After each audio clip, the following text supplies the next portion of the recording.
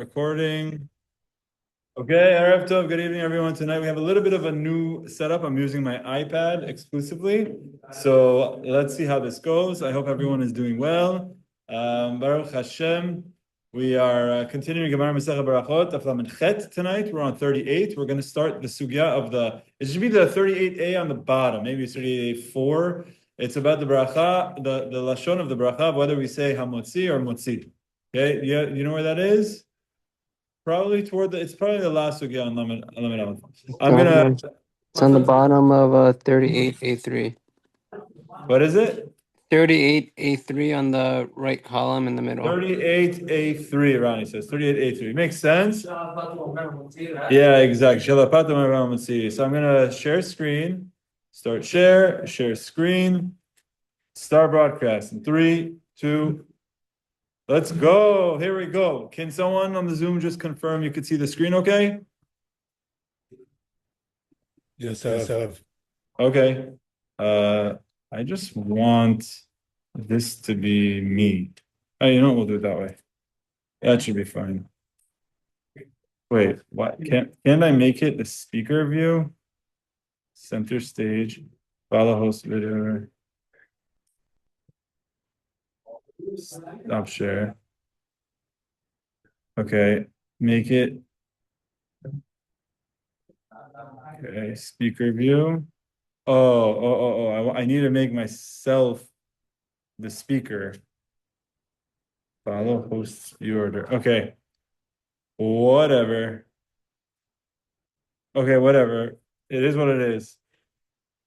Share screen, start broadcast, and go. 3, 2, 1, let's go. She'ala Patu Omer, this is starting on 38A3. If you recall in our Mishnah, and I'm putting the Mishnah on the screen for a moment, the Mishnah asks us, well, how do we say different brachot? Ketzad mevarachim ala perot.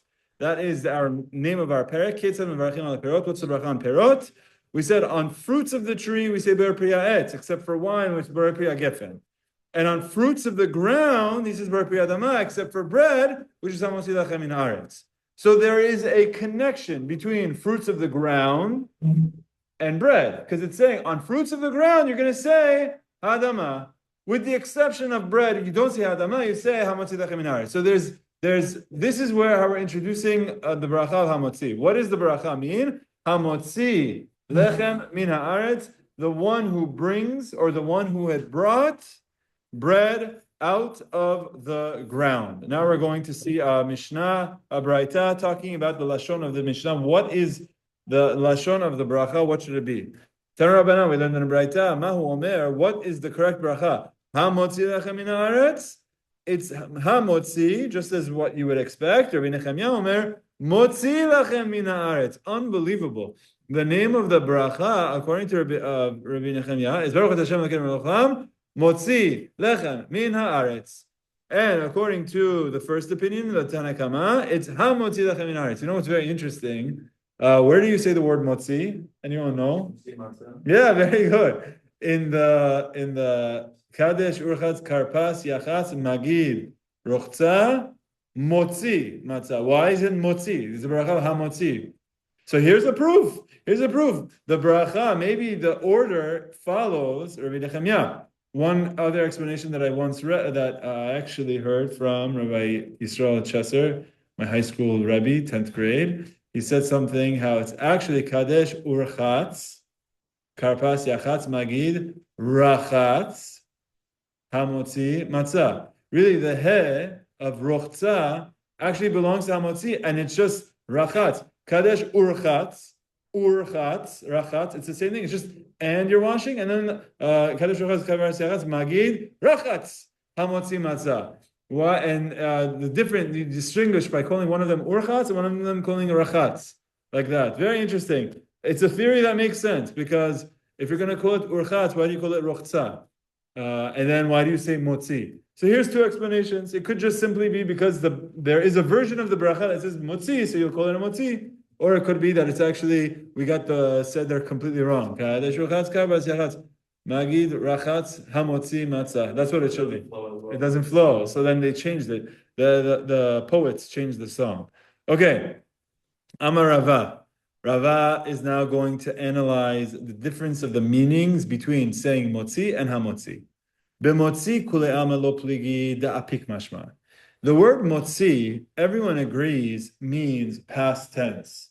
Hashem had brought the bread out of the ground. When you say the beracha, you really should say past tense. Because when you're going to say this, you're going to say, Baruch atah Hashem, blessed are you Hashem, the master of the universe, who brought this bread out of the ground, and then you eat the bread. You're not going to say it future tense, that you will bring bread out of the ground. No, I'm eating a piece of bread right now. So we want it to be past tense. So Rava says the truth is, if you say motzi, that's past tense. So that works. Everyone agrees, everyone agrees that motzi means he has brought forth in the past tense. Tichtib el motzi am mimitzrayim. Because this is actually from Sefer Bemidbar. The pasuk over here, it says el motzi am mimitzrayim ki to'afot ra'em lo. And this is talking about God had brought them out of Egypt. This is happening at the end of the journey of the desert.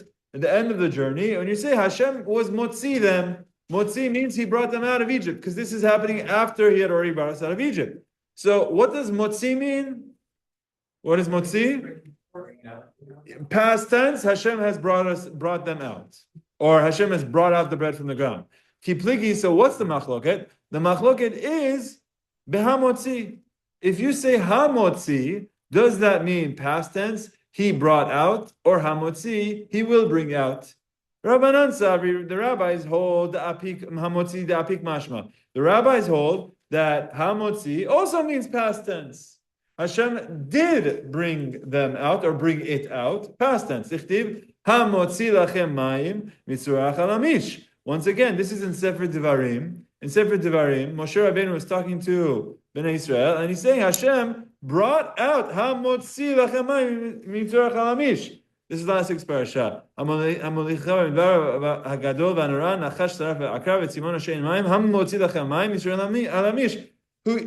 He has been bringing forth water for you this entire journey while you were in the desert.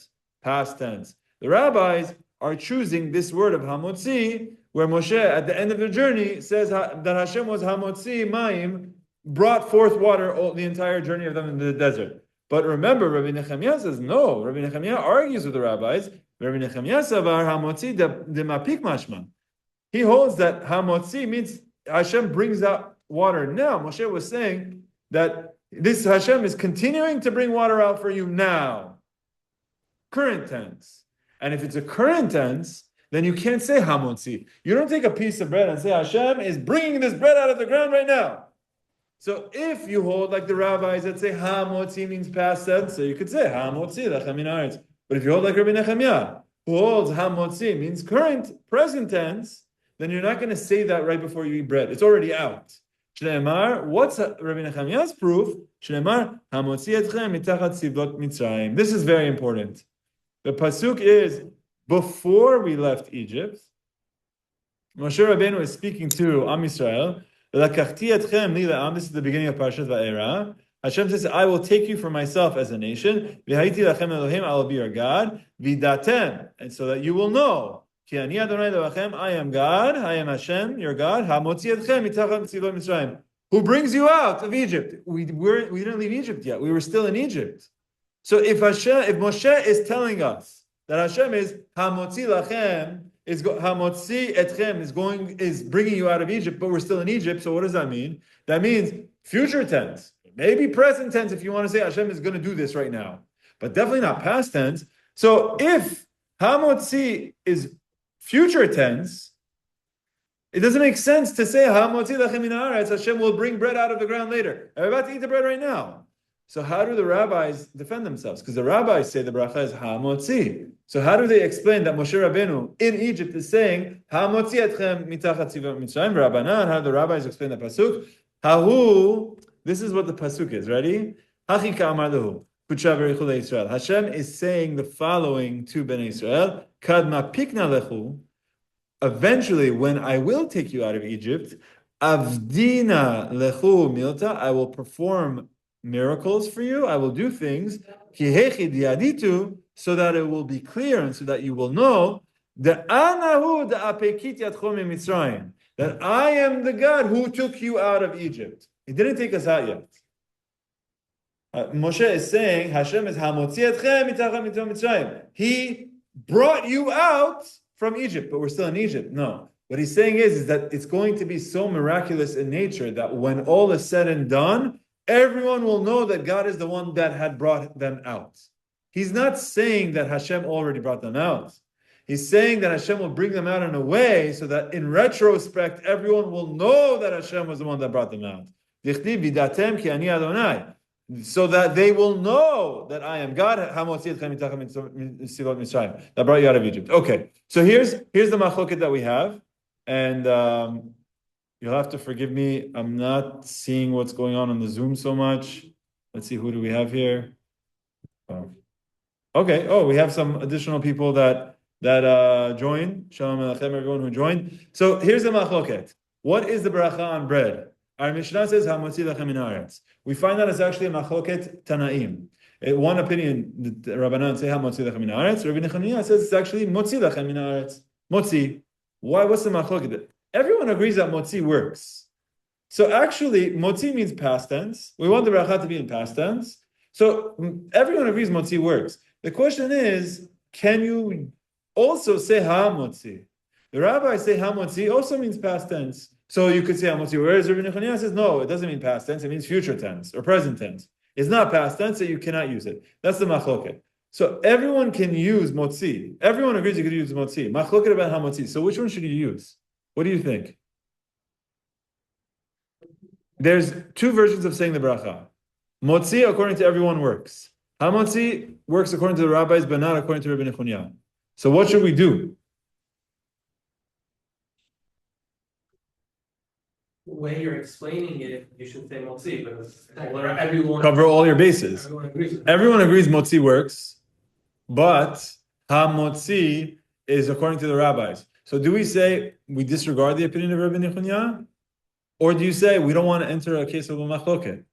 So let's see, there was a story in the times of Gemara. And it's actually a very fun story for a few reasons. Let's go ahead and see this Gemara. Start broadcast. And members of the Zoom, if the screen share is not working, please call it out to me because I don't know what you can see. So let me know. Okay, here we go. So here was the story. Mishtabechin le Rabbanan le Rabbi Zera. The rabbis in the Beit Midrash, they were praising someone. They were singing the praises to Rabbi Zera of Et Bar Rav Zavid, the son of Rav Zavid, Achuad Rabbi Shimon bar Rav Zavid, the brother of Rabbi Shimon bar Zavid. So there was a rabbi, Rabbi Shimon bar Zavid. He has brother who's also bar Zavid, but we don't know. We don't have his first name. We don't know what his first name is. Does it say anywhere here? No. 43. Okay. He was just known as the son of Rav Zavid. He was the Adam Gadol hu baki bebrachotu. He was a brachot expert. He won the bracha for 3rd grade, 4th grade, 5th grade, all the way through 12th grade. Who? Bar Rav Zavid. So all the rabbis were talking to Rabbi Zera, and they were telling Rabbi Zera, "Oh, you don't know. This guy was a bracha expert. He knows anything. You can never stump him. Whatever he wants, he can say every single bracha in the world." They were talking to Rabbi Zavid about him. So what are to Rabbi Zera about him? So Amar lehem. So Rabbi Zera says, "Okay, the next time he's in town, bring him to me. I would love to meet him. I would love to meet the bracha champion. Okay, the bracha expert." So Zimna Chada Ikla Legabe. So one time he was coming to Rabbi Zera. So Apikule Rifta. So perfect. Let's have a meal. They had a meal, they had a kiddush on Shabbat. They said, everybody come, there's a kiddush and there's bread there. Okay, now it happens that ironically, putting a piece of bread there is like the worst thing to do, because now you just say hamotzi and everything is done. It's actually the easiest way to pass a bracha is hamotzi. That's it. I don't need to say anything. But that's what happened. They brought bread. So patach and then he said b'chavod bar Rav Zvid. Say the bracha. Patach ve'amar. So he says and he gets up. He takes the bread and he says Baruch atah Hashem Elokeinu melech haolam motzi lechem min haaretz. Patach ve'amar motzi. He said motzi. Amar Rabbi Zera. Rabbi Zera said, sorry, Zehu she'omrim alav the Adam gadol hu baki v'rachotu. This is your bracha be expert. This is the one that everyone was singing the praise. He gets up there and he says, Motzi lechem min haaretz, bishlema iyamar hamotzi. If he would have said hamotzi, then you know what he would have been doing? He would have been doing 2 and 1, and now we turn the page to Lamed Chet Amud Bet 38B. If he would have said hamotzi ashma'inan tama ve'ashma'inan hilchata dekarabanan, he would have been doing 2 and 1. He would have been number 1, giving us the translation of the word hamotzi means past tense. Implicitly, if you're saying hamotzi, then you're saying it must be past tense. So you're giving me an explanation of certain psukim. And you're also saying that halakha is like the rabbis. Ela de amar motzi, but if you say motzi, my kamash malan, you're not teaching me anything. You're playing it safe. You know what this is like? Sometimes, and I'll speak about myself critically. Sometimes I have to give a speech somewhere on Shabbat, and maybe it's a difficult crowd, maybe it's somewhere I don't know. So you know what? You know it's easy for me to do softball. I can go speak about unity. Everyone has to be together. We all have to be on the same page. Baruch Hashem. Now, if you're in the crowd, you're going to say, "It was such a great speaker. What did he do? He said that you should all be together." Very good. Now, sometimes that's what I do. I'm showing you my hand. Now, but you also, if you want to really impress people, you got to take risks. You got to talk about something maybe a little bit more intellectual, maybe a little bit more sophisticated, maybe something that could ruffle some feathers, maybe something that's a little bit controversial. So, you know, if you come in and you do something that there's a machloket in, then you serve. Okay, look, I know there's a machloket, but I know this is the right opinion because this is halacha is this way. I also know that this is what it means. You're showing your knowledge. You're flexing. When you come there and you play it safe so that everyone in the world agrees with you, you're not flexing. So you come and you say, I want to tell you a Devar Torah. In the morning, you have to say, Modeh Ani. Okay, that's, that's not necessarily flexing so much. So Rabbi Zera wasn't not impressed. But Tosfot asks this question. Let's see if they quote the Tosfot here. Yeah, they did. Here, I think they did. So let's see what this thing, footnote on the bottom. Footnote number 3. So you guys got the story about Rav Zvid. He said, Motzi lechem min haaretz. And Rabbi Zera says, yeah, he's right.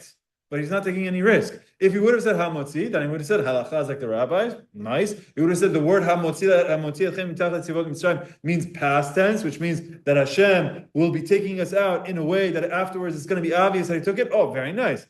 But he said motzi. It wasn't so impressive. All agree, footnote number 3, all agree that motzi is a valid formula. And he had, oh, sorry, one more line I have to read. The Ihu of the Avad and the son of Rav Zvid, why did he do this? He was trying to prevent a machloket. He was playing it safe. He was going according to the opinion that has no machloket. Footnote number 4. Actually, let me do number 3. All agree that motzi is a valid formula, and he has thus taught us nothing new. Surely the son of Rav Zvid did not mean to rule in accordance with the minority opinion of Rabbi Nechemiah.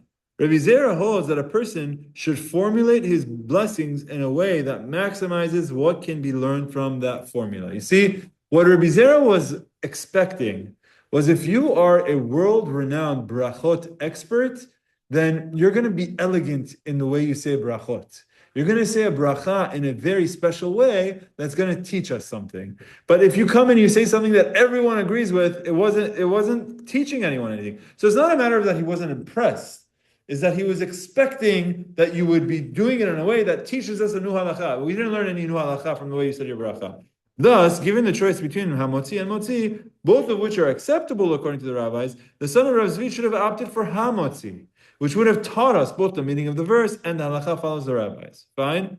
Footnote number 4, not wishing to involve himself in the matter of dispute between Rabbi Nechemiah and the rabbis, he gave his preference of motzi, which is universally acceptable. Rabbi Zera, however, held that it would be better for him to say hamotzi, as explained in the preceding notes. I want to see the Tosfot, because Tosfot says something very nice. And there's no footnote, they didn't bring in the footnote, so guess what?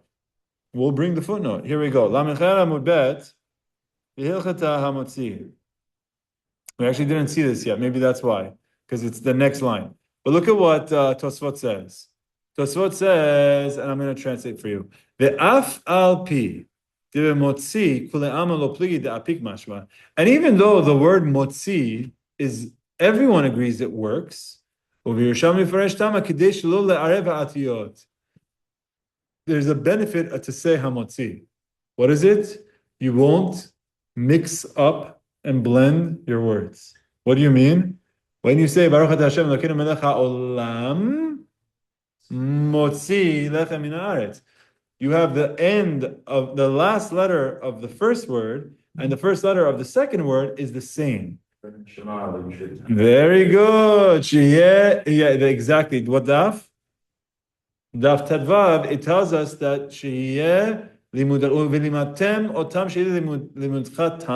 that everything that you say, sheiten revach ben advekim, that you should put space between the words that you say. So that when you say v'limatem otam, or right, that's one because there's an aleph there. V'limatem otam. Ulmatem otam, things like that. There's a lot of examples we spoke about, but essentially what he's saying is motzi. You have more opinions that agree to it, but hamotzi is the better way of saying it. So you can either play it safe or you could do the preferred way, and he should have done the preferred way. That's what the Yerushalmi says. V'afagav. Oh, Benatos is going to say, oh, but really? This bracha is already doomed. Because what do you say? Hamotzi lechem min haaretz. So you're already going to run into this mistake of hamotzi lechem min haaretz. Mem, right? V'afagav. Debelechem min nami ika iruv shani hatam dekraktiv. You know why? Because that's from a pasuk. It's a pasuk in Tehillim, chapter 104. Matzmiach hatzir labehema. La'avodat ha'adam lotzi lechem min haaretz. It's from Berachot Nafshi. In Berachot Nafshi it says lotzi lechem min haaretz. So you're going to pasuk. You're following the pasuk of David HaMelech where it says lehotzi lechem min haaretz. Fine, that one you're going to copy. But between hamotzi and motzi, which one should you say? The one that's putting a space between the words. Ve'alken Tosfot throws this out of. Okay, before I read it. Let's see, anyone in the room or anyone on the Zoom, when you say hamotzi, how do you hold the bread? Let's say there's two loaves of bread or even one loaf of bread. How do you hold it? Together, okay? One top of the other, okay. So the placement of the breads, you're saying they're together. You're saying that you put one on top of the other. Where are your hands or your fingers? Try to roll them on the bread. Josh wants to keep all fingers on the bread. Why? Why I see you, one of my rabbis, like, we were saying bracha on like a little piece of bread, and he said I have to put all 10 fingers on So Josh has a memory from his childhood that there was a small there was a crumb of bread that his rabbi put all 10 fingers onto that crumb. Okay? Your rabbi must have learned this Tosfot, because we're about to see right now. Yeah. So here is the line of Tosfot. Ve'alken, therefore, says Tosfot, Yesh libtsoa b'shtei yadav. When you're holding the bread, you should take two hands, be'eser etzbaot, with all 10 fingers, neged asara tevot shebemikra zeh, corresponding to the 10 words in this pasuk. Matzmiach chatzir labehema, ve'eser la'avodat ha'adam, lehotzi lechem min haaretz. There's 10 words.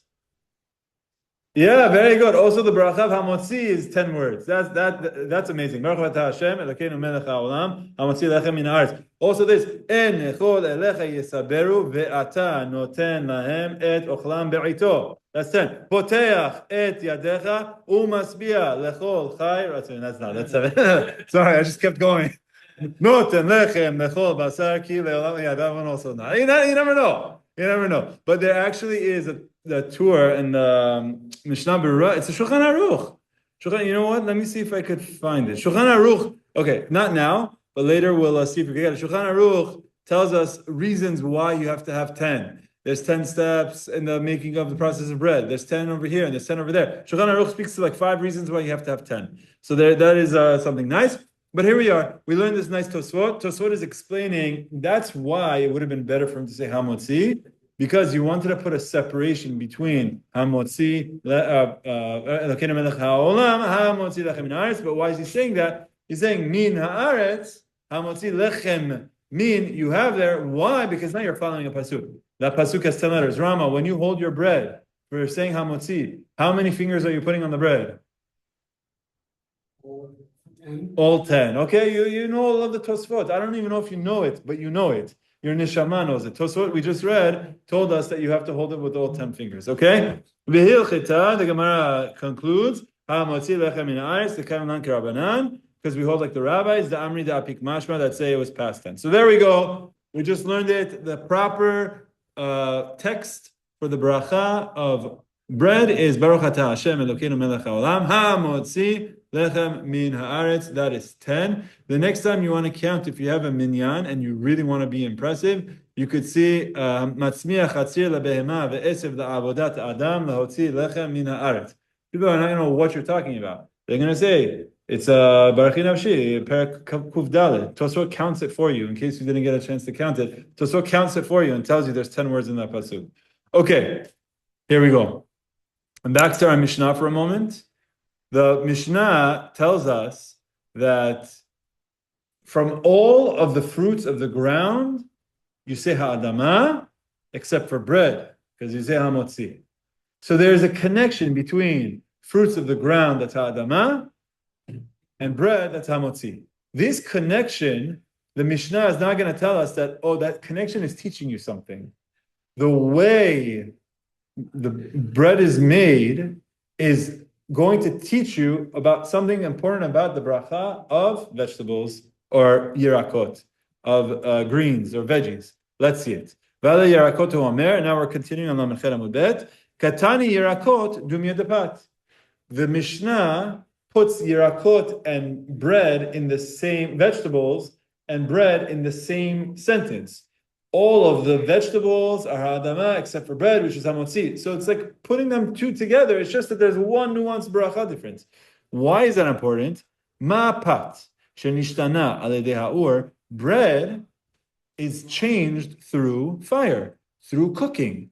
Bread is cooked and it's hamotzi. Af yirakot nami shenishtanu aledei ha'ur. Also, vegetables that have been cooked are going to be in this list of this Mishnah, which means vegetables that are cooked are adama. You see, what it says is that all vegetables are adama except for bread, which is hamotzi. Oh, hold on. Bread is undergoing a process of getting cooked. So that must mean that the vegetables that we're talking about are also cooked. So we just learned that cooked vegetables are adama. Anyone here ever eat cooked vegetables? It's really healthy. You have like, what do you have? Cooked vegetables. Broccoli, when you cook it. Carrots. Zucchini, very good. Squash. Sweet potato. Potato is a good one. Cauliflower is a good one. Right? What else? Green beans, very healthy. We should have had this conversation during the 9 days, not now anymore. Brussels sprouts, yeah. So Brussels sprouts is a good one also. All of these, when they're cooked, adama. So, okay, is that such a big deal? We're going to see. Sorry? When they're raw, they're also. Oh, when they're raw, they're also adama. Okay, so let's see. That's not necessarily true by everything that we said. It might not be edible. Very good, Rama. So here we go. Amar Rabnai. Rabnai is very similar to Rama. So Amar Rama, we could call it Rama. I'm kidding. Amar Rabnai Mishmei Abaye. Rabnai says in the name of Abaye, Zotomeret. You learn from here, Shlakot, cooked vegetables, the bracha is going to be hadama. So first, we just simply say, hey, our Mishnah juxtaposes, teaches in the same phrase the law of bracha on bread and bracha on vegetables, which means just as bread is cooked in its hamotzi, vegetables, which is cooked, we have a term for that in the Lashon of the Gemara. What is it called? Shelakot. Everyone say shelakot. What is shelakot?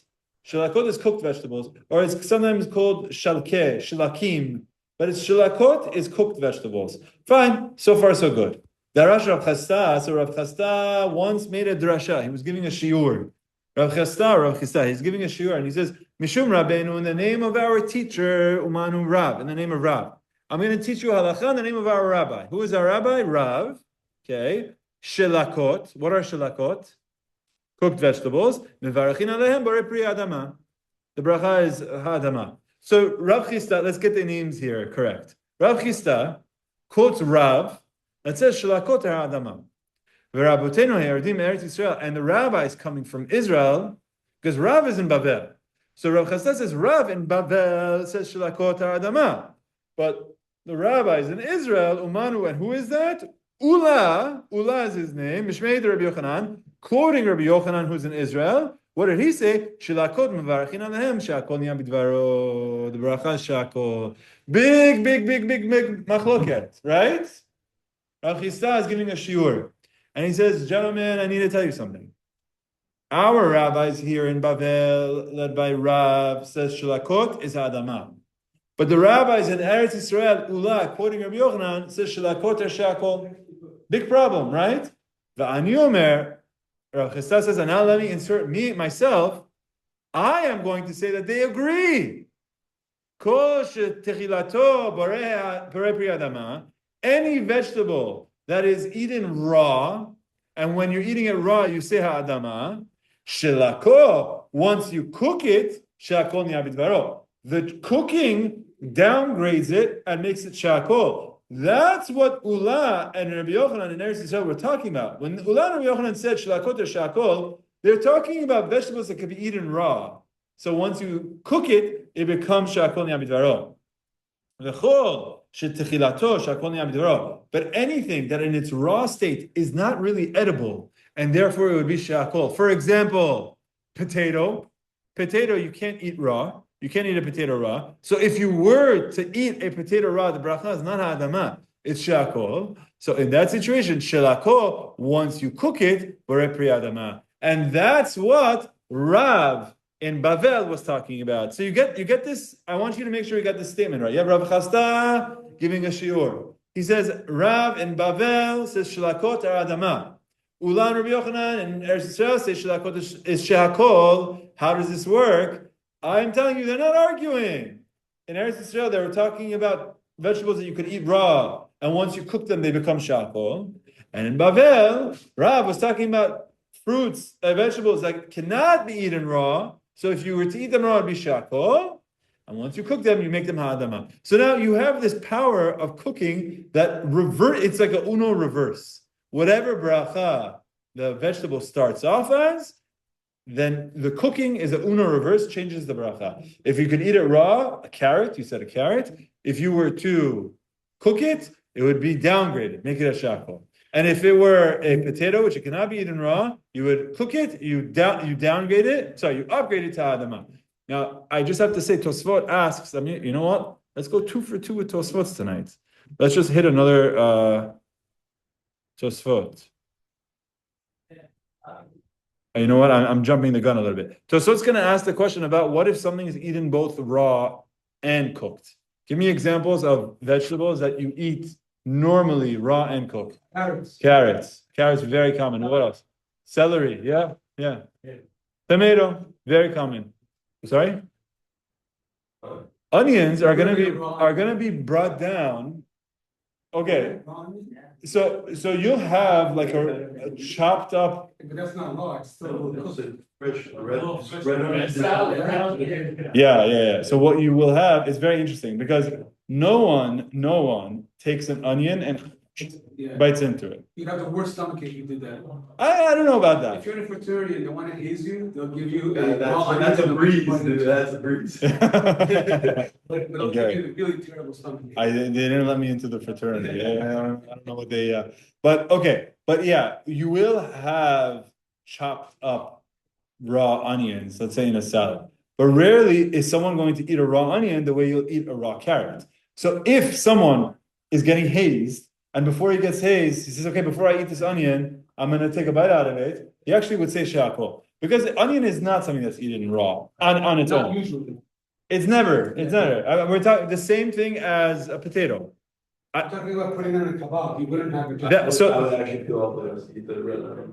I've done it. you will like bite into it. I will probably peel off the leg and have it. Peel off it. Okay, so good question. So red onion, maybe white onion is like there is some question here.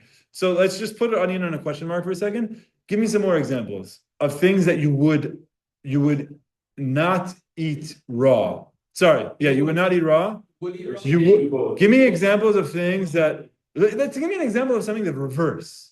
That you'll only eat raw and cooking it downgrades it. Vegetable also fruits. Cucumbers. Cucumber. If you cook a cucumber, yeah, the whole thing is gonna melt. The middle is gonna melt. You're not gonna be left with the middle. That's a good idea. I have another one. Yeah, maybe people. I don't think I've ever seen anyone. I've seen people grill pineapple, which is like really good. I've never seen anyone ever grill watermelon. You cook watermelon? It must have done that in Israel. I don't know. I don't know how common that is. Bananas. Bananas I've seen. An apple. You would never cook it. I actually think they do it. They're the same thing as like a pineapple. You have to go to Hawaii. I think they do this stuff in Hawaii. Actually, I don't know if they do, but I know the Hawaiian burgers, they do this type of stuff. So, okay, so very good. Let's see what the Gemara has to say. The Gemara is basically going to tell us that your cooking with vegetables does an uno reverse. But Tosfot says, but if it's something is normally eaten in both states, so there's going to be hadama in both states, which means it takes it from hadama to shakol if it's really a downgrade. But if it's not a downgrade, then it's also hadama. It's not going to be any worse. Okay, so let's just see the Gemara, and then we'll think about all three categories. Bishlema. So the Gemara first says, Bishlema kosh techilato shakol ni'abidvaro. Okay, for me, trying to be creative and think of vegetables, I could think of something that starts off as shakol, shilakol borei pri adama. But if you cook it, you make it shakol borei pri adama. Mashkachat la. I need to think of something that is not eaten raw. So the Gemara gives us examples: kraba, which is cabbage; silka, beets; kara is pumpkin. You don't really eat raw cabbage. Now, actually, raw cabbage you do. This cabbage, I bet you, is not the same cabbage as it's not the same cabbage that we talk about nowadays. It's probably some other form of cabbage. Or beets. Beets you don't eat raw. You don't eat raw. Or pumpkin, you don't eat raw. You don't eat these things raw. Gourd, you don't eat it raw. Potatoes, you don't eat raw. Ela, but the Gemara says, I'm having trouble, I'm drawing a blank, thinking about something that you'll only eat raw, but cooking it you won't eat. What's the example? Rav Nachman says,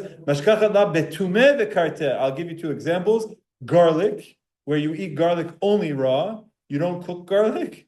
And karti. Karti is leek. It's like a parsley. You know what leek is? Where you don't eat it, you only eat it chopped up in a salad, you eat it by itself, you take it, you go like this and you go like that, but you don't actually cook it. Now, I have to warn you that that garlic, we actually have the opposite. Very few people eat it raw, and everyone eats it cooked. Maybe like medicinally people eat it raw. So yeah, exactly. So we spoke about arugula. Arugula, I think. I actually don't know if people cook arugula. I have no idea. Or radish. What'd you say? Radish. Radish. Do people eat cooked radish? I eat radish raw. I've never eaten it cooked. You could have it in salad. Yeah, you have it raw. Okay, radish is a good example. Pickling is the same form of kind of changes. Good question. Not for now. Pickling is going to be something else. We're actually going to see it. I think we're going to see a little bit of it coming up about not necessarily the pickling aspect, but we're going to see about it with an olive, processing it, and the way it's processed is by putting it in some sort of a salt juice. So yeah, so put that on pause. We're going to come to that. Right now we're talking about just cooking. What? Eggplant raw. Do people eat eggplant raw? I don't think so. No, so that would be an example. You would say shakol on it, but that's the easy direction. Things that you don't eat raw, you only eat cooked, that's the easy direction. And there's so many things like that. Potato. It's the opposite of the Gemara was had trouble finding, and the Gemara came up with examples of karti and tumeh, which is garlic. Our garlic seems to be different from their garlic, the same way that our cabbage is probably different from their cabbage. And then let me just see footnote 16. Since they taste better raw than cooked, garlic is eaten better raw. So then they write in parentheses, though it is plain to see it on the contrary, these vegetables taste better when cooked, that enhancement of flavor results from the meat and salt with which they are cooked. Pure garlic and leek, however, tastes better raw than cooked. This is Tosfot. But again, the old Achronim say nowadays things are different. We spoke about like this garlic confit. Everyone eats it cooked. No one eats garlic raw unless it's like some sort of a medicinal thing, but you're not really eating it raw. The same with so these things in general. That if it's a type of food that's, I think cucumbers is a good example. Cucumbers is a good example. I don't know if anyone that would eat it cooked. You don't eat it cooked. So if you were to take it, someone were to cook a cucumber, you would say shako. It's a good example. Okay, very good. Well, you had a question? Okay, fine. So someone else is going to argue. Let's just make sure we got this flow. Rav Chasta quotes Rav Shlakot Ha'adama, and he quotes Ula, quoting Rabbi Yochanan, Shlakot Shako. How does Rav Chasta deal with this? Rav Chasta says, I say they agree. Rav that says Hadama is because it's not eaten raw, so you cook it and make it Hadama. And Ula and Rabbi Yochanan that says Shakol, it's because these are things that we eat. It's better eaten raw. So once you cook it, you've downgraded and made it Shakol. This is how Rav Chasta wants to deal with it. Rav Nachman wants to take a different approach. Rav Nachman wants to say they argue. Yeah. Is there any like purpose that something that we learned from it being like the rabbis that come from Israel that say one way? Because that's what it said. Yeah, it's talking about Ula quoting Rabbi Yochanan. I'm saying that is there anything that like has to do with where they came from that's different? Oh, not necessarily. No, I mean it could be. Oh, okay. I think I get what. So what are you getting at? It's like Maybe it's because of the type of vegetation they have in Israel, the type of vegetation we have in Babel. The Hindu. Yeah. Okay, that's not something how I thought about it. The way I thought about it was Rav Chasta was saying the rabbis over there say this, the rabbis over here say this, and I'm actually saying that they're just talking about different things, and they agree. I don't now taking it a step further would be that in Israel there's more vegetables that are eaten raw. You know, they have Israeli salad, they eat everything raw. So if you take these things and you take your cucumber and you cook it, it becomes shako. So that's why he says shako, because most things there are cooked. And in Bavel, we don't have Israeli salad, we have Babylonian salad, and in Babylonian salad, we have a bunch of grilled veggies.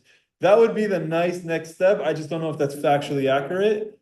We could pretend, but I don't know. That is a good thing. And maybe if we look up some of the commentators, they'll explain that this is a very nice thing that you're doing. You're saying how it's not just a theoretical machloket, but it's a very mitziut, practical based machloket, that in this country, this is the type of stuff that they have. That would be very nice. Rav Nachman, however, wants to give us the same machloket, and he says they argue.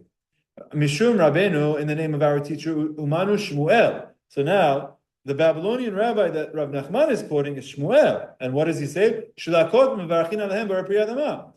Shlakot or hadama. Same as Rav. But now he's just quoting Shmuel.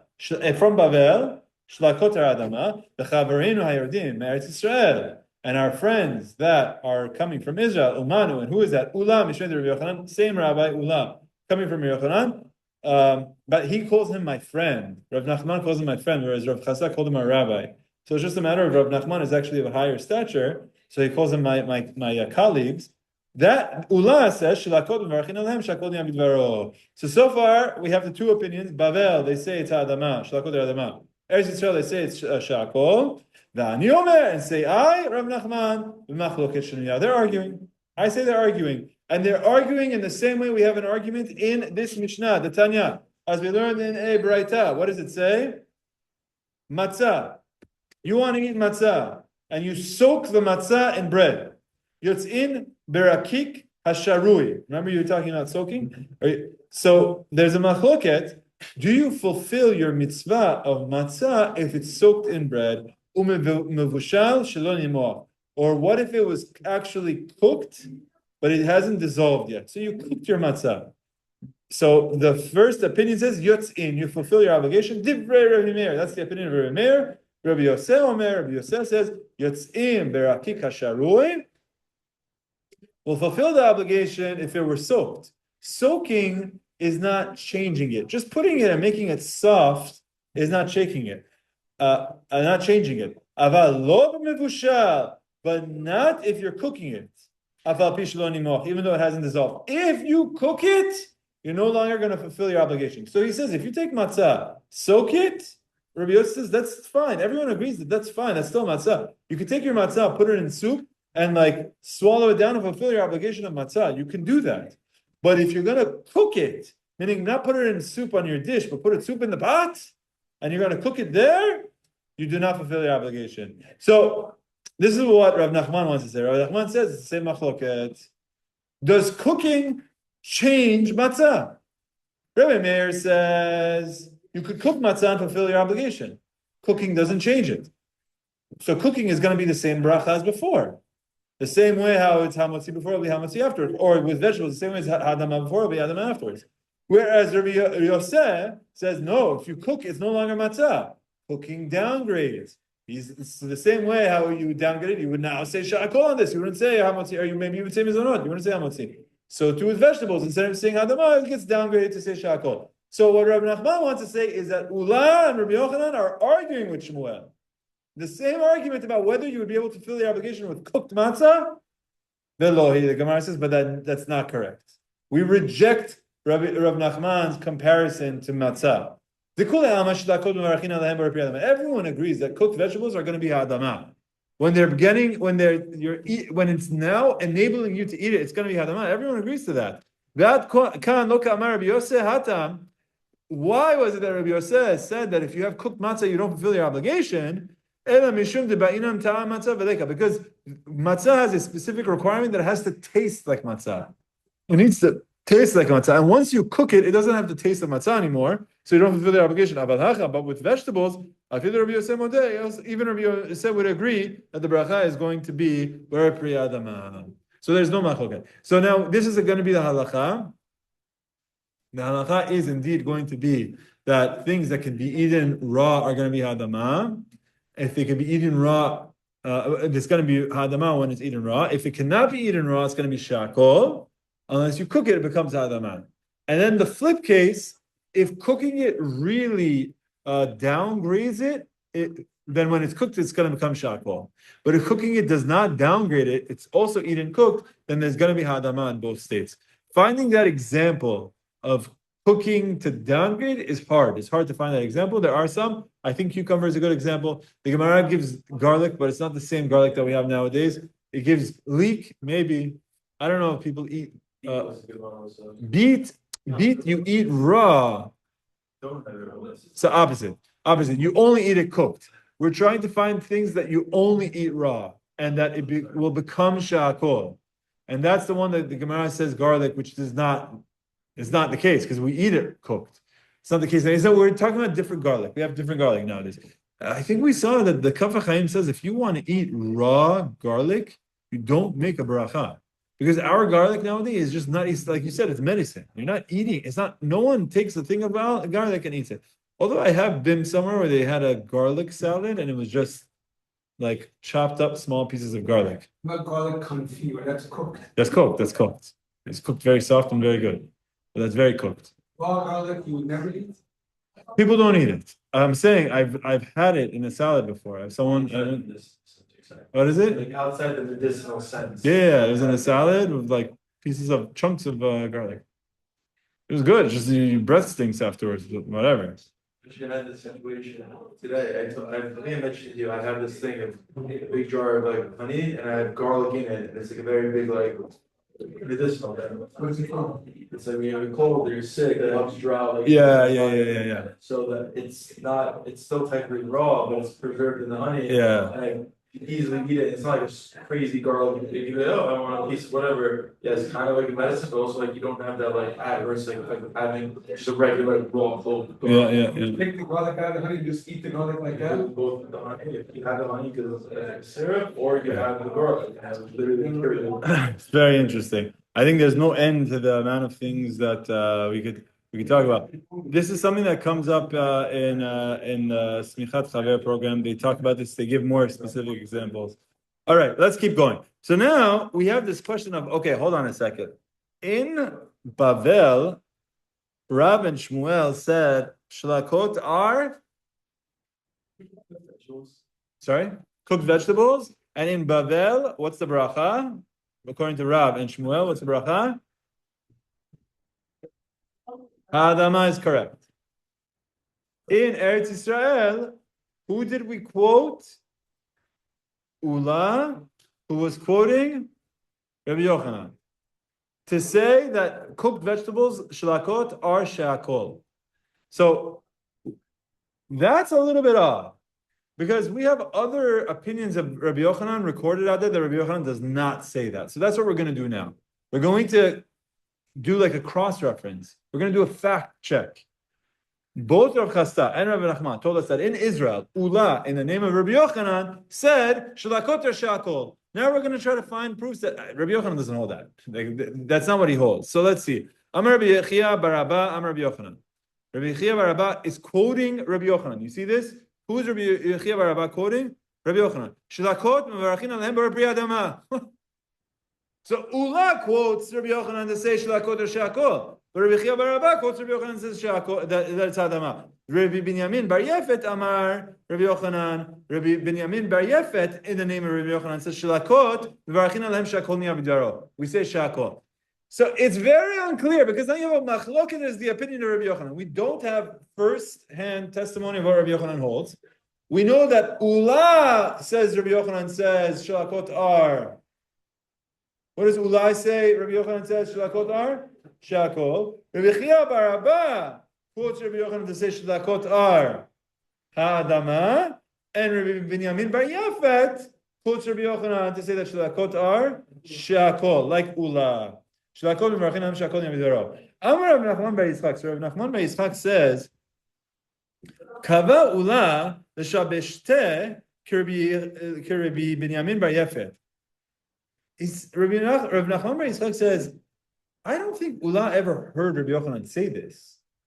I think Ula got confused and assumed that Rabbi Yochanan said this because Rabbi Binyamin bar Yefet said this in the name of Rabbi Yochanan, which means now we're just playing a game of phone tag. So Rabbi Yochanan is the question here. What did Rabbi Yochanan say? Shlakot. So Rabbi Chia bar Abba says Rabbi Yochanan said Ha'adama. Rabbi Binyamin bar Yefet says that it's Shalakot or Shakol. Ula also says that Rabbi Yochanan says Shakol. But comes Rabbi Nachman bar Yitzchak says, I don't think Ula ever heard him speak about this. I think he's just copying Rabbi Binyamin bar Yefet. And why is that important? Because Rabbi Binyamin bar Yefet is wrong. Why? How do I know he's wrong? Because he is against Rabbi Chia bar Abba in this machloket. And between the two of them, there's no comparison. Look what he says. Taheh Rabbi Zera. So Rabbi Zera was concerned how this ever even became a thing. How did the questionability of Rabbi Yochanan's opinion ever even become a thing? Why? Rabbi Binyamin bar Yefet, it's Rabbi Chia bar Abba. Like, what are you comparing Rabbi Binyamin bar Yefet to Rabbi Chia bar Abba? They're completely different levels. No disrespect to Rabbi Binyamin bar Yefet. But let me tell you who Rabbi Chia bar Abba was. Rabbi Chia bar Abba, Dayek v'gamir shmatam Rabbi Yochanan Rabeh. Rabbi Chia bar Abba was very precise with everything he ever said, and his rabbi was Rabbi Yochanan. So he is the most precise, most accurate person we know. He was a student of Rabbi Yochanan, and he said Rabbi Yochanan says Zadama. Rabbi Binyamin bar Yefet lo Dayek. And Rabbi Binyamin bar Yefet was not so precise. So you have someone that has high level precision of his rabbi, and Rabbi Binyamin bar Yefet didn't have the same thing. We know who they are. You know, it's very, very easy for me. If someone says, Rabbi Ben Chaim said this, okay? I've heard this all the time. Rabbi Ben Chaim said this. Now, if you are someone that I know that will be very careful with what you say, quoting Rabbi Ben Chaim, then I can trust what you're saying that Rabbi Ben Chaim said this. But if you're not someone that I know would be very precise to quote Rabbi Ben Chaim correctly, you might want to quote him in a way that's convenient for you, or you might want to just say that he said something that you want him to say. I'm going to trust you less. Okay? For example, if his son tells me, my father said this, okay, then if I have someone random that probably hasn't seen him in 20 years said, I remember in Queens, he someone said, okay, you know what? If what you're saying is going against his son, who told me he just got off the phone with him, versus what you're saying, yeah, you're saying he said it. Now, chas v'shalom. Rabbi Binyamin bar Yefet is not like chas v'shalom, he's not an average person. But it's just a matter of when you're going to compare him to Rabbi Chia bar Abba, who was always precise with everything that he said, and he was His rabbi was Rabbi Yochanan, and he's saying that the bracha is adama. How is this even a machloket? And now Ula, you're going to come and copy Rabbi Binyamin Bar Yefet? He was shocked. That was the first thing. The first thing is the quality of the rabbis who said it. Second thing, let me tell you who they were. Ve'od, Rabbi Chia bar Abba, kol tlatin yomin, every 30 days, mehader talmudei kamed Rabbi Yochanan Rabbe. He would review everything that he learned for the past 30 days from Rabbi Yochanan. He had this regimen where every 30 days he would review everything that Rabbi Yochanan taught him. He was like the encyclopedia of Rabbi Yochanan's teachings. Rabbi Binyamin Bar Yefet lo ma'ader. Rabbi Binyamin Bar Yefet didn't have this regimen. He didn't review his notes. It's like, what is this comparison? Ve'ot. Okay, then give me a third one. Bar minden uvar minden. Even if you wanted to ignore the fact that Rabbi Chia was so precise in everything that he said, and he wanted to ignore the fact that Rabbi Chia had this regimen that every 30 days he would review everything. You want to ignore that. I have another outside independent audit source. There was a certain type of bean, that the way you make this bean is by cooking it 7 times. You cook it again, cook it again. You have to really make it soft, and then it becomes sweet. And then it's eaten as dessert. It's a cooked vegetable. You're taking a bean and you're cooking it 7 times. And the story was recorded that they went and they asked Rabbi Yochanan, this is a cooked vegetable. And they asked Rabbi Yochanan, what's the bracha? And he said to them, the bracha is adama. So that's the third corroborating evidence. So, machloka between Rabbi Chia and Rabbi Bar Yefet, we're going to follow Rabbi Chia 10 times out of 10. He was very precise. He was always reviewing. He was a star student of Rabbi Yochanan. Beside that, we have other recordings that we follow that Rabbi Yochanan said it's Hadama. Oh, I have another one. I'm Rabbi Chia bar Abba. Rabbi Chia bar Abba says, Ani ra'iti. Now this proof is a little bit weak. Ani ra'iti et Rabbi Yochanan she'achal zait maliach. Cody, this is for you. I once saw Rabbi Yochanan eating a salted olive. Okay, so it's pickled olive. Uvarich ilave techila vasof. And he made a bracha at the beginning and the end. Now, so if you're going to tell me that Rabbi Yochanan holds that it's the same bracha, then I know what bracha he said before, I know what bracha he said afterwards. But he would have said ha'etz on the olive, and afterwards he would have said ala etz or ha'etz. So Rabbi Chia bar Abba says, I saw him saying a bracha when he had eaten pickled olives. He didn't hear what the bracha was. But he says, what was the bracha? Obviously, it's cooked. It's like the same as cooked. Same bracha. So he's saying ha'etz and ala etz. But if you want to tell me that shalakot becomes shakol and the bracha changes, so before he would say shakol, what bracha would he have said afterwards? If you're going to tell me he said shakol on the etz, what bracha would he have even said afterwards? But I know he said a bracha, so that's a proof that he said al etz, which means he said al etz. The Gemara says, what? Maybe we would have said bar nefashot. So this view over here is going according to the opinion here. I think they quote in footnote number 36. Though the blessing that Rabbi Yochanan reportedly made before might have been shakol, what blessing would he have made afterwards? The Gemara's question is based on the view of Rav Yitzchak bar Avdimi that bar nefashot is only recited after eggs or meat, which means there is an opinion that you do not say bar nefashot after vegetables. You never say bar nefashot after vegetables. If you eat a carrot, afterwards, no bracha achrona. There's an opinion that says that, and we don't hold that way. But in this line of questioning, he was holding that way, and the Gemara says, no, we don't hold that way. He could have just said, because we hold like that. Whatever it is, that's where we stop here. We stop here with 4 proofs that Rabbi Yochanan, and maybe the last one got rejected, 3 proofs that Rabbi Yochanan would not have said it's shakol. So this is where we have an issue. Now, still, according to Rav Chisda, we're saying that he only says it's shakol in a situation where it gets worse, which is a rare case. That makes sense.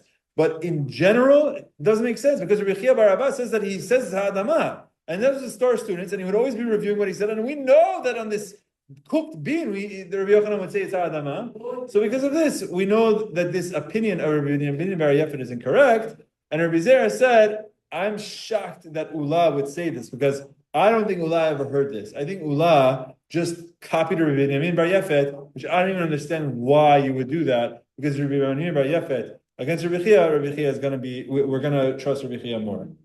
Okay, but again, no disrespect to Rabbi Binyamin Bar Yefet. He's one of the Tanaim. Okay, very good. Yeah, good. Questions? Just stop the screen share for a second. Any questions?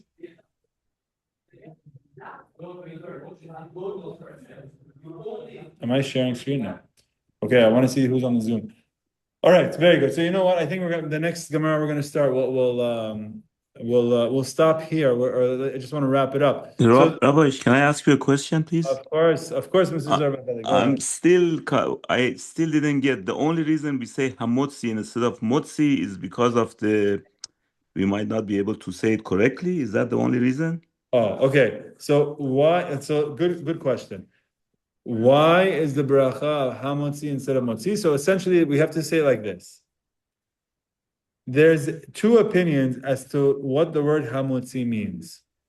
One opinion says it means future tense. One opinion says it means past tense.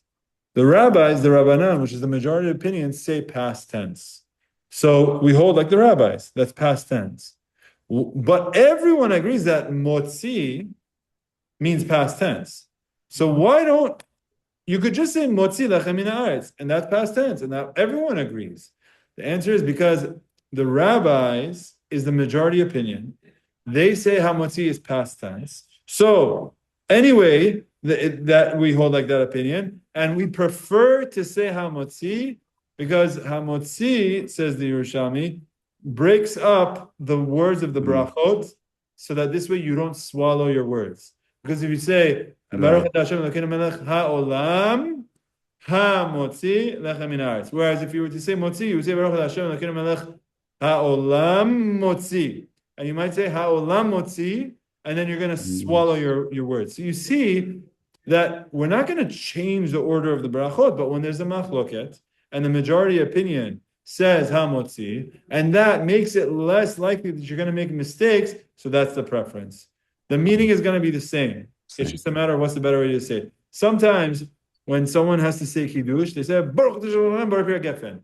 They're trying to say the bracha very fast. Or sometimes someone is asked to say hamotzi, they get nervous, and you're swallowing your words. You're seeing from this Gemara, no. When you say the bracha, you should say Baruch Atah Hashem Elokeinu Melech Haolam Hamotzi Lechem Min Haaretz. Take a small breath. Revach ben Revachim. It's ben Dvekim. It's very important. When I say kiddush in Kanisa. When I say kiddush, I make sure to Baruch Atah Hashem Elokeinu Melech Haolam Boreh Peri HaGefen. I want everyone to hear that I'm taking a break between the words because it's important. Don't try to impress people by saying, look how fast I could say a 2-second bracha. You're not, no matter how fast you say it, the fastest you're going to say it is going to save you 1 second. So yes, Mr. Zavav, to answer your question. Thank you. Yeah. Both of the ways are correct, but hamotzi is better because it builds in an extra break. Yeah, question. Okay. You mentioned that. I know I'm not as trusted in the source, but I do remember Rabbi time. One time, someone was saying Havdalah, and they were kind of slurring the words for he slowed him down, and re-say, and he was going like say it again. Word by word. No. You see that sometimes if you get on Rabbi Ben Chaim and he gives you this, if Rabbi Ben Chaim gives you this, you're in trouble. You're in trouble. Oh yeah, he's gonna make you do the whole. He's gonna send you back to Modeh Ani and start all over again. Start from the morning. If you say things fast, the best is whenever you're a chazan for him, and then you start off and he goes like this, you go like this, and then all of a sudden, somehow, at some point, he goes like this. You're like, what? What am I supposed to do? Yeah. You just got to be ready to follow instructions. It's just like whatever he says, like the conductor. Yeah, whatever he says, of course. Rabbi, I've learned from Rabbi Ben Chaim. Slow it down. Say the words. Yes. Someone has a question. Go ahead. is it unanimous that the word shelakot is It's a two-part question. Is it unanimous that the word shilakot is cooked vegetables? Like maybe they just had different definitions, and is cooked the same as boiling something? Okay, excellent question. I don't know. Maybe there is a machloket about what shilakot are, but I believe that it is cooked. Yes. And in terms of boiled, I actually think that that's what we mean by cooked, that you're using water in the process, not just grilling it. However, the definition of what shlakot are, the Gemara actually tells it us. At the beginning of this Gemara, it says that just as bread is al yedei ha'ur, through fire, so too vegetables that go through fire. So Rabnai says that means that shlakot are ha'adama, which means the definition of shlakot in our Gemara is something vegetables that have gone through fire. That is meaning that it's been heated, either through water or throughout. Now, you're asking a good question. Is the method of cooking a machloket? I don't know. I haven't seen anything that they're different. Do they say anything in the footnotes? How do they define shlakot there? Cooked vegetables. Can you look? When it introduces shlakot, I don't think so. I don't think there's any difference. But it's an interesting question. Do they say anything there? How do they define shlakot? Oh, sorry. I'm just gonna scroll up for a second. It said shlakot, it translates cooked vegetables. Yeah, cooked vegetables. Yeah. And there any questions about transformed to very 7? Yeah, they're just cooked vegetables.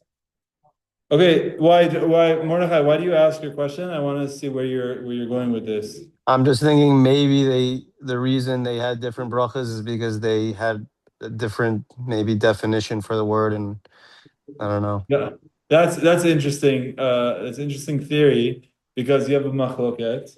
So Rav Chasta said depends what type of vegetable. If it's a vegetable that's eaten raw, so it'll become shakol. If it's not eaten raw, it becomes hadama. Like, what about broccoli? Like broccoli, we eat raw, but yeah, we boil, I guess, yeah. I have a but list. not really cook. You know what? Let me just quickly do this. I'm not going to share my screen, but let me just read to you a list. You guys know there's this Smichat Chaver program. I don't think anyone here joined it. Did anyone here join it? Partially. Oh, you joined the partially. Okay, so we'll call you our partial rabbi. Partial rabbi. What happened is there. Yeah, here. Partial rabbi friends. Smichat Chaver. Okay, let me see cooked. Okay, because he gives a bunch of good examples here. Cooked vegetables. Here we go. All right, you guys ready? Practical examples. Here we go. Vegetables and fruits that are eaten both raw and cooked or baked. So he says over here that cooked and baked is the same thing. Here's the things that are eaten both. Apples. Yeah, fruits also. Apples, pears, bananas. Who said bananas? Someone said bananas. Carrots, broccoli. That's what for your question. Broccoli is both. Tomatoes, celery. Someone said celery. Pineapple, my Hawaiian burgers, and almonds. You have roasted almonds, you have raw almonds, okay? Fruits and vegetables that are eaten only cooked. Potatoes, onions. Let's see, I think he wrote something. Oh, he's going to write it for you. Don't worry. Onions, turnips, beans. No one eats raw beans. Unless you're chilling. If you really want your chilling, they just didn't cook it, you might eat it. Beets, chestnuts, asparagus. You don't eat raw asparagus. Now, however, when eating a sliced raw onion in a salad, you do not need to recite she'akol, since the onion is tafel, secondary to the salad, and a special bracha is not required. So what he's basically saying is that, in theory, if you were eating a sliced raw onion, which is a normal thing to have in a salad, you would say adama, but don't say adama because you're having a salad. You would say she'akol, but don't say she'akol. But since it's a normal way of eating it, you would say adama. That's what he's saying. He's saying it is normal to have a piece of raw onion in a salad, so you would say adama. But since it's this situation, don't say Adama on it. Say it on something else because you're having it in a salad. Now, Rav Shlomo Zalman Auerbach says the bracha on string beans and zucchinis changes based on location. Who said this? You said this. This is actually, you were saying how maybe the different location. Look at this. Raw string beans and zucchini. Ben said zucchini. In the United States, most people eat them raw, and the bracha is ha'adama. In Eretz Yisrael, most people do not eat them raw. The bracha is shakol. Rav Shlomo Zalman adds that if an American travels to Eretz Yisrael, he should recite ha'adama as customary in America. However, Rav Shlomo Zalman was niftar 30 years ago. Perhaps even in Eretz Yisrael, most people would eat raw string beans and zucchini nowadays. So basically, you had this situation. It's not that this is the halacha, but that you saw Rav Shlomo Zalman Auerbach was of the opinion that depending on where you live, if it was normal to eat it raw, then you say adama. If it's not, then you don't. In Israel, they wouldn't eat it, so you say this bracha. In America, they do, so then you would say that bracha. Very interesting. Fruits and vegetables that are eaten just raw, not cooked. We'll end off with this. Cantaloupe, watermelon. I said that. Lettuce. You don't need cooked lettuce. There are variations like Asian. A lot of it is like in their ramen boiled in, like they put it. Oh, interesting. Bok choy. That's keb. It's a form of that type of bleach. I guess maybe we're talking about like an iceberg lettuce or something. But yeah, cucumber. No one eats cucumber cooked. That's you guys came up with that. Avocado. That thing's gonna melt, turn into a guac very quickly. Star fruit. Really good, but you don't cook that. Sabra. For the Israelis out there. So these are things that you would only eat. These are we got good examples. Okay, so these are things that you only eat raw. So if someone cooks watermelon, becomes shakol. If someone cooks cucumber, it would say shakol, or avocado, cooked avocado, you say shakol. And then he goes into different common things. Let's just talk about a little bit more. We have another minute. Olives. Today, olives are eaten only after they're pickled. What bracha do you make in an unpickled olive? You ever had one? You can't. I had it. My mouth was burning. I took a bite. My mouth was burning. The Mishnah Berurah paskins that the bracha on raw foods that are normally pickled is shahakol, and the Kaf HaChaim paskins that a raw olive is shahakol, but once it's pickled, it becomes ha'etz. Okay, then he talks about onions and herring. No, thank you. Then he talks about. Wait, what was it? No, get out of here. Onions and herring are great. Many times you show up to a kiddush and there are only onions left in the herring. What bracha would you make? The Mishnah Berurah quotes the bracha would be ha'adama. Since the pickling makes the onion edible and tasteable, so it's going to be ha'adama. Yeah, because it's pickled. Garlic. Shulchan Aruch says it's normal to eat garlic raw and say adama. And if it's cooked, then it's going to be shakol.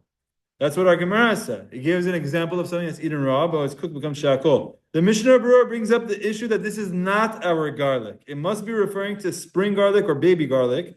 In its early stages, it's mild and sweet. 1/4 of the strength of garlic. It's when it's left in the ground that it fully develops, and then it becomes not edible when it's raw. Our garlic, the Kaf HaChaim says, don't make a bracha on it at all. This is what I was telling you. Because it's too sharp, Rav Ben Chaim agrees. Only if it's cooked or pickled, one makes adama. Okay, very good. Etrog, you can't eat it raw. So that's an interesting discussion. And there's some other things that he has here as well, but we'll stop with this. Very interesting thing. So this is a very interesting halacha. I think if you want to share a halacha from what we're learning, that it's not, honestly, it's pretty interesting. Like some halachot you're going to say, maybe some people will find it boring. This is a very interesting halacha. You have a halacha that foods that you eat raw are ha'adama, that when you cook them, if they're not normally eaten that way, it becomes shakol. If they are eaten that way, it remains ha'adama. And then the opposite is if it's not eaten raw, it's shakol, and then it becomes ha'adama. Your next Shabbat table, you could go through all of these examples. Tell me things in this category, tell me things in that category, tell me things in the middle, and you just had an entire shiur. It's a lot of fun. People could come up with examples, and you nicely learn some nice halachot. So I think what's very unique about this halacha is that it's like a trivia. It's a trivia halacha with common knowledge that people have, and that it's fun. And this is the halachot that we learn. So Yiratzon, Be'ezrat Hashem, hopefully we bring some excitement to this. So yeah. There's one question on the Gemara that I was thinking of. at the end of it, this whole thing that Rabbi Zera came and said, "What's this dispute going on? Why are we like?" So is he rejecting what Rav Chisda said? Is like the reasoning between the difference of? No, he's not So rejecting. he's not rejecting it. Then why can't you say Rabbi Yochanan said two different things about two different? He's saying that Ula. Okay, so Rav Chisda is coming and saying he was talking about this, he was talking about that. He's saying Ula just copied Binyamin Bar Yafet's mistake. So okay, that's why can't you say Rabbi Yochanan just said in one shiur he was talking about vegetables that are. this is what Rav Chisda says. So I'm saying, look, so Rabbi Zera is rejecting them. But why can't you say Rabbi Yochanan just said two different things at two different times? Good question. Which is what Rav Chisda is saying. Rav Chisda is saying Rabbi Yochanan was talking about that case, and now you're saying, so why is Rabbi Ben? Okay, so the reason who was it? Rabbi Zera says that is because Rabbi Chia bar Abba and Rabbi Benyamin bar Yefet are arguing. Rabbi Chia bar Abba and Rabbi Benyamin bar Yefet are not saying, I'm talking about this case and you're talking about that case. There's a machloket. It's a machloket shunya. That is a case where they're arguing. So in a situation where you're pinning one against the other, he says Rabbi Chia bar Abba or Rabbi Benyamin bar Yefet, there's no comparison. It's his top student. He records everything, he reviews everything, he has everything precise. Of course I'm going to follow him. Why are you Ula even saying that? Now, really, the question you could ask is, maybe they weren't arguing. Maybe Rabbi Chia bar Abba was talking about the most common case, and Rabbi Benyamin bar Yefet is coming to include a less common case, and that's what Ula also heard. And Rabbi Yochanan did say both, but Rabbi Zera didn't like that because it sounded like there was a machloket, which means Rabbi Benyamin bar Yefet said, "I disagree with you. I know what you're saying." So once you enter the world of machloket and you say we're arguing, so then they're arguing. Whereas when you say the rabbis over here said this, the rabbis over here said that, I can make it work, says Rav Chisda. I can make it work.